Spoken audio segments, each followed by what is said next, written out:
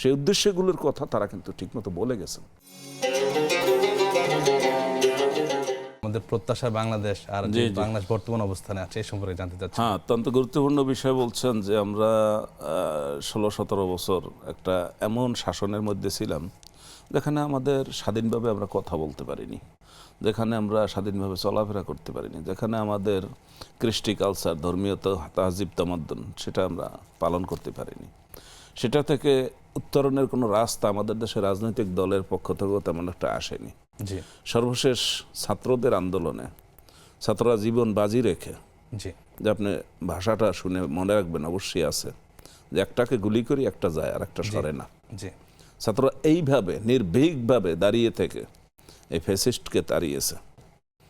এখন সে পালিয়েছে, আমরা দেশটাকে মুক্ত করতে পেরেছি, আমরা স্বাধীনভাবে কথা বলতে পারতেছি। আমরা আগে টিভিতেও কথাবার্তা ঠিকমতো বলতে পারতাম না, মসজিদে কথাবার্তা ঠিকমতো বলতে পারতাম না, মসজিদের খুতবায় কোরআন হাদিসের কথা ফিক্স করে দেওয়া হতো, এর বাইরে কথা বলা যেত না। সেখানে বিভিন্ন ধরনের চাপ আসতো, ওয়াজ মাহফিল থেকে উঠিয়ে দেওয়া হতো। অর্থাৎ ব্যক্তি স্বাধীনতা, যেখানে মৌলিক স্বাধীনতার একটা হলো ব্যক্তি স্বাধীনতা, কথা বলার স্বাধীনতা। আমাদের সংবিধানও এগুলো 7টা যে ধারা আছে প্রথমে, সেগুলো মৌলিক স্বাধীনতা, কথা বলার স্বাধীনতা, চলাফেরার স্বাধীনতা এবং আমার ধর্মীয় স্বাধীনতা। এই স্বাধীনতাগুলোও ছিল না। সেটা উদ্ধার করার জন্য এই ছাত্র ছাত্রী, পরবর্তীতে সাধারণ জনগণ অংশগ্রহণ করে। এই যে 36শে জুলাই মাস তো আর 36 হয় না, কিন্তু জুলাই থেকে শুরু করে 5ই আগস্ট পর্যন্ত, যেহেতু সেই জন্য এটাকে জুলাই আন্দোলন বলা হয়।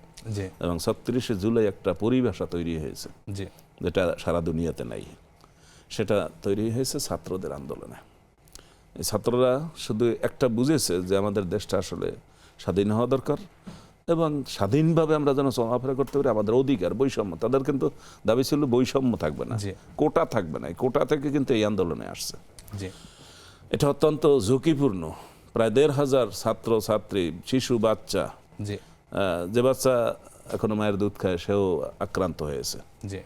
এভাবে করে আমাদের বিভিন্ন ধরনের মানুষ জীবন দিয়েছেন, পঙ্গু হয়েছেন, চোখ হারিয়েছেন, অঙ্গ প্রত্যঙ্গ হারিয়েছেন। অনেক কষ্টে আবার আমরা একটা স্বাধীনতা পেলাম।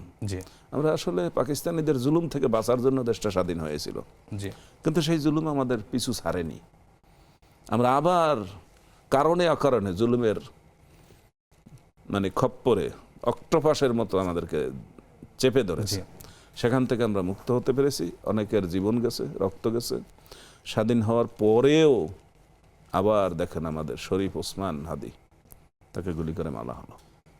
সে এমন কথাগুলো বলতো যে কথাগুলো সারা দেশের জন্য, মানে আমি লক্ষ্য করছি ইউটিউবে তার যে বক্তব্যগুলো, সেই বক্তব্যগুলো সে প্রত্যেকটা সেক্টরে একটা সুন্দর কথা বলেছে।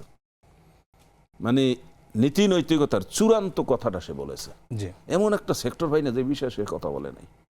যেমন আপনি দেখবেন আল্লামা সাঈদী, আমাদের কোরআনের পাখি, তিনি কথা বলেন নাই এমন কোনো সেক্টর নেই। সব বিষয়ে কোরআনে যেমন আছে সেইটা তিনি খুব সুন্দরভাবে মানুষের সামনে ফুটিয়ে তুলেছেন। সেই কথাগুলো আমরা দেখলে আমরা দেখবো যে আমাদের যেটা মূল কাঙ্ক্ষিত উদ্দেশ্য, সেই উদ্দেশ্যগুলোর কথা তারা কিন্তু ঠিকমতো বলে গেছেন। কিন্তু সেই উদ্দেশ্যগুলো সফলতার মুখ দেখবে কিনা আমরা এখনো দ্বিধাদ্বন্দ্বে আছি। এখনো আমাদেরকে সেই সমস্ত ফ্যাসিস্টের প্রেতাত্মা, তারা আমাদেরকে ডানে বামে সামনে পিছে এখনো আমাদেরকে পাহারা দিচ্ছে। আমরা আশা করব এর থেকে আমরা মুক্তি হব।